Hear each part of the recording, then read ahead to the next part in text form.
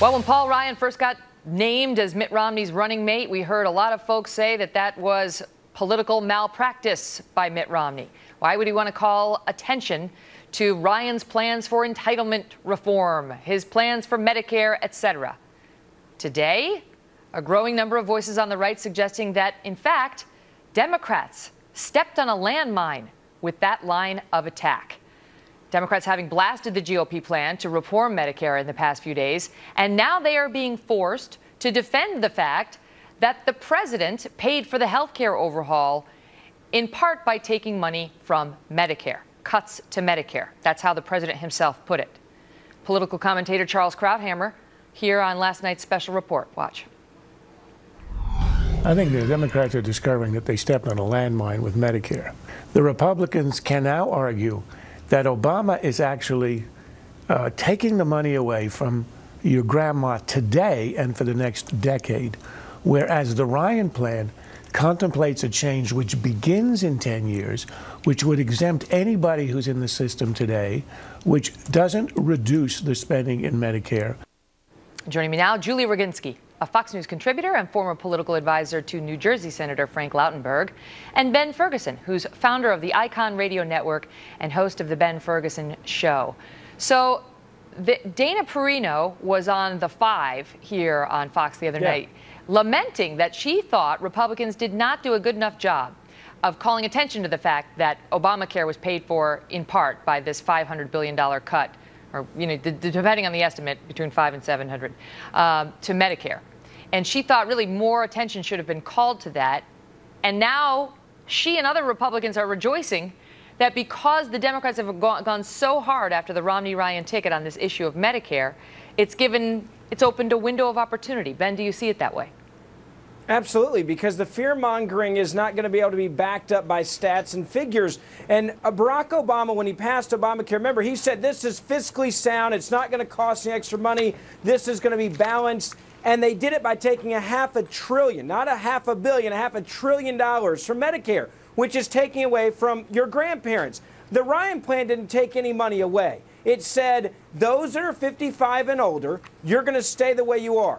If you're younger, we're going to give you what we call premium choice. It's the same thing we did with prescription drugs. It's Democrats loved, that says you can either take the traditional system or you can opt out and get private insurance how you want to do it. Now, choice is the same thing that Obama talked about in Obamacare. He said, well, if you've got competition, it lowers prices. That's what the Ryan plan does. But the Ryan plan and the Romney campaign have got to tell that story so the American people realize that they're not taking away anything. They're giving you more options. It doesn't cost you another dime. Julie, what do you make of Dana's thought on that? That this issue, there was so much to discuss on Obamacare that this issue didn't get highlighted to the extent that the Republicans would have liked. And now it's reared its ugly head again because the Democrats have been so aggressive in going after Ryan. Well, I love Dana Perino, but on this one, she's just wrong. And Ben, I could drive a truck through all the things that you said that are just factually incorrect. Look, the bottom line is this. Go for it. I'll take it. I'll start right now. Not the least of which is that Paul Ryan's budget includes the same $700 billion cuts that you're criticizing right now, except there's a vast difference. What Obama is doing is taking that money and those cuts are coming from extra reimbursements, overpayments to private insurance companies from waste, fraud, and abuse. He's directing that into senior care. The seniors today will not get 1 cent less in benefits than they got before. You're still cutting from Medicare. Secondly, excuse me, you're still cutting. First of all, you're cutting waste, fraud, and abuse. You're not cutting from the benefits that seniors get. It's not where he's getting the money. Excuse me, that's exactly right. He's not cutting from the senior care. He's cutting from overpayments to hospitals. Now, if you want to say that... And Medicare Advantage. Yes, and to overpayments to providers. Now, listen, if you think for 1 second... You're telling me that 50% of Medicare is an overpayment? Is that what you're claiming? Because the White House didn't even claim that. Let me clarify your facts. That's $700 billion, the same $700 billion that Paul Ryan cuts, except Paul Ryan cuts it from beneficiaries and seniors.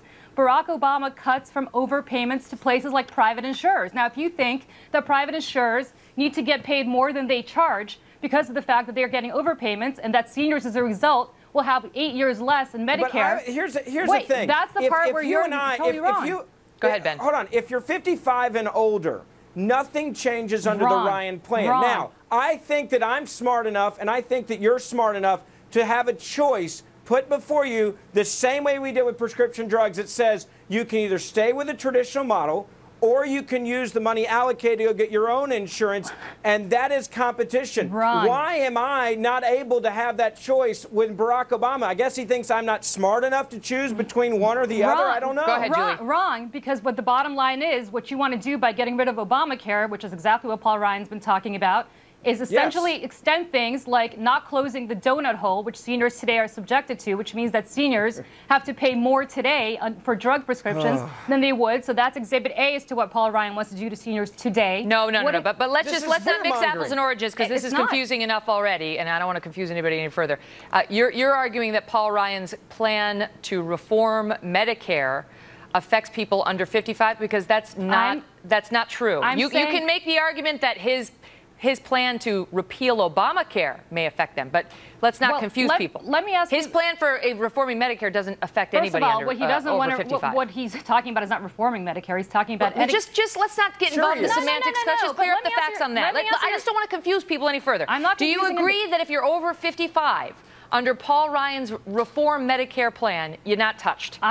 Well, it depends, because under Paul Ryan's plan, Medicare ends 8 years early. Let me finish. Ends 8 years earlier than it would otherwise because of the cuts that he's instituting. So if I'm over 55, it depends how long I live. If I live long enough, yes, Paul Ryan's plan does affect me, because what it essentially does is end the lifetime of Medicare 8 years earlier than it otherwise would have. Okay, understood. And let me just say, and what the Republicans have argued is that Medicare is going bye-bye either way if we don't do something for it. I agree. That the system is not well-funded. But let me just reset. Let me just reset.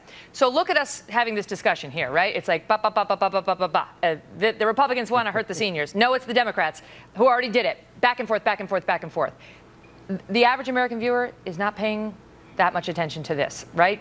Fox News viewers, they pay attention. They watch cable news. But I think most people are not this much in the weeds on it.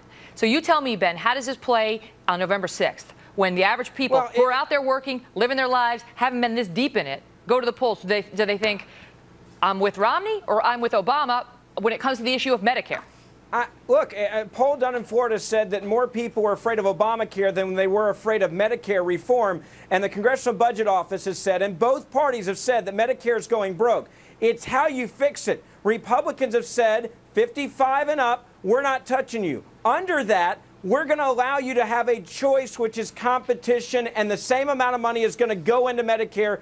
You get to decide how you want your dollars spent, which is what a lot of Americans like. Okay. That's how it can be a positive issue, but they have to talk about it that bluntly. Last thought on that question, Julie. Well, the bottom line, Ben, what you're advocating, what Paul Ryan is advocating, is essentially ensuring that the growth of Medicare spending will be so eliminated that it will end Medicare as we know it. You won't answer my question. Julie, I will answer your question. My question is, outside of the din of the intricate details that we try to flesh out, what is the average viewer going to think when they go to the polls? I think the average viewer, which is the average senior in Florida, is going to say, this guy wants to do is essentially make sure that if I live long enough, Medicare will not be there for me because of what he's doing to stop the growth of Medicare. I love the fear-mongering. It's not the fear-mongering. It's the fact that Associated Press ran a truck through everything you guys are saying with their fact check. It's not just me. It's independent. Terrified. Okay, leave it at that. Thank you both so much. Thanks.